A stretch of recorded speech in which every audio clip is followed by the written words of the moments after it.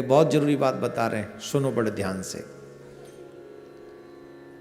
कार्तिक मास जिन्होंने संपूर्ण नहीं किया है, जिन्होंने किया है वो तो ठीक है, जिन्होंने नहीं किया वो सुनो आज।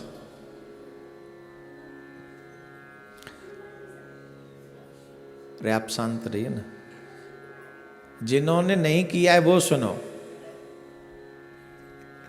जिन्होंने व्रत नहीं किया है, मतलब जिन्होंने पूरा कार्तिक नहीं स्नान किया वो सुने।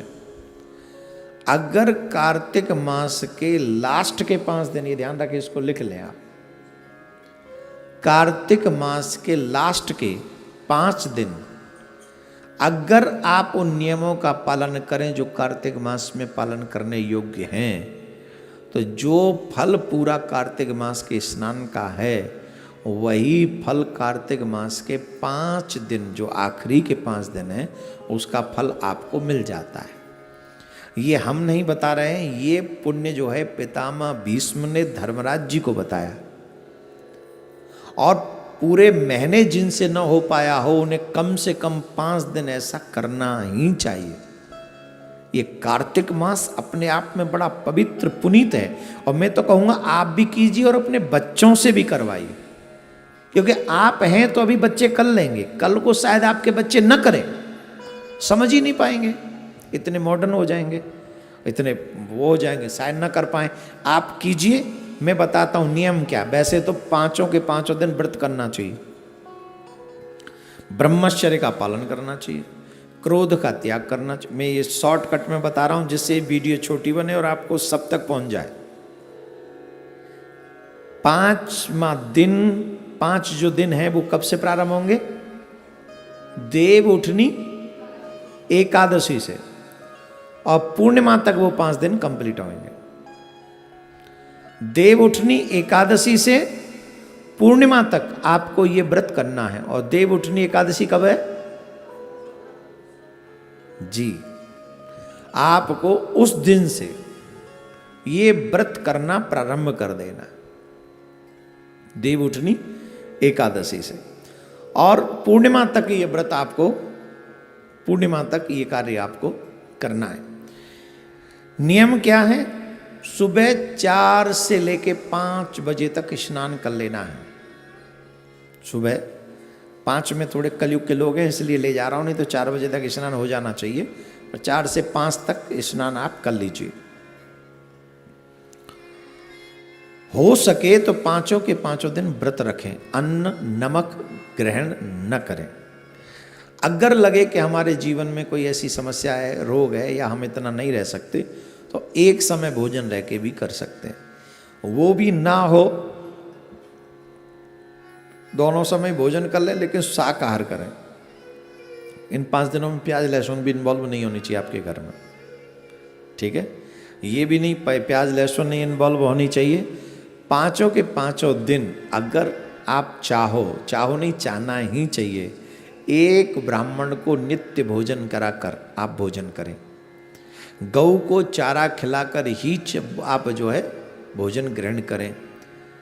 पक्षियों को कुछ खिला दें तो कुछ करें उस, और जितना, अगर ये संभव नहीं है कि 5 दिन हम एक कॉन्टिन्यूस ब्राह्मण को बुलाएं, तो आखिरी के दिन, पूर्णिमा के दिन, हम 5 ब्राह्मण बुलाकर अपने घर में भोजन जिमा सकते हैं। पर डे करने की बजाय हम एक दिन में ही कर सकते हैं। ब्रह्मचर्य का पालन अवश्य करें। ये 5 दिन जो है पितामह भीष्म ने धर्मराज जी को बहुत बड़ा उपदेश दिया था। ये उपदेश 5 दिन तक चला था। ध्यान से सुनना, ये उपदेश पितामह भीष्म ने धर्मराज जी को दिया था, और धर्मराज जी को ये उपदेश 5 दिन चला था, और पितामह भीष्म आजीवन ब्रह्मचारी थे, ये आप सब जानते हैं। और इसीलिए भगवान श्री कृष्ण ने ये कार्तिक मास के ये 5 दिन जो हैं, यही 5 दिनों में उन्होंने ये उपदेश दिया था। तो ये 5 दिन पितामह भीष्म को श्री कृष्ण ने अर्पण कर दिए, और कहा कि आज से कार्तिक मास के आखिरी के 5 दिन जो भी व्रत करेगा, जो भी इन नियमों का पालन करेगा, जो फल पूरे कार्तिक के स्नान का मिलता है वो फल उनको इन 5 दिनों में मिल जाएगा। तो पितामह भीष्म आजीवन ब्रह्मचारी थे, इसलिए इन 5 दिनों में ब्रह्मचर्य का पालन करना चाहिए, पृथ्वी पर शयन करना चाहिए, झूठ नहीं बोलना चाहिए, देवी देवताओं की पूजा नित्य करनी चाहिए, स्पेशली तुलसी, आंवला और बेलपत्र, इन वृक्षों की पूजा करनी चाहिए।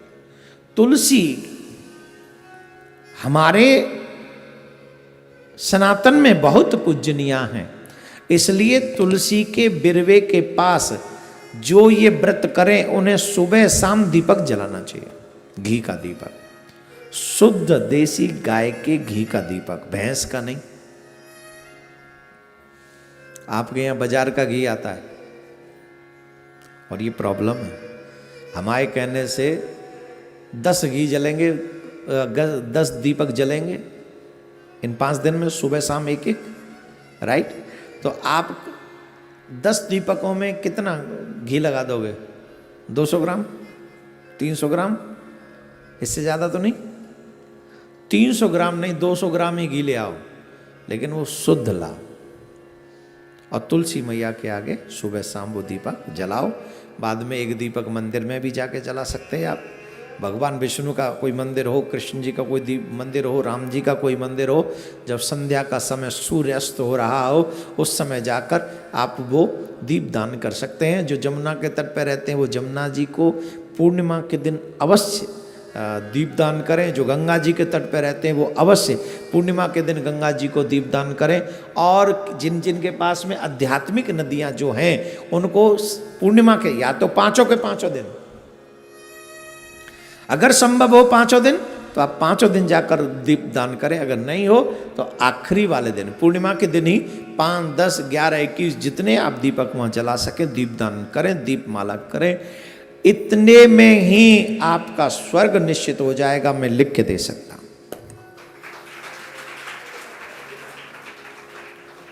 जिनको स्वर्ग जाना है वो कर लें कार्तिक मास के 5 दिन, आखिरी 5 दिनों में ये कार्य आपको स्वर्ग मिलेगा।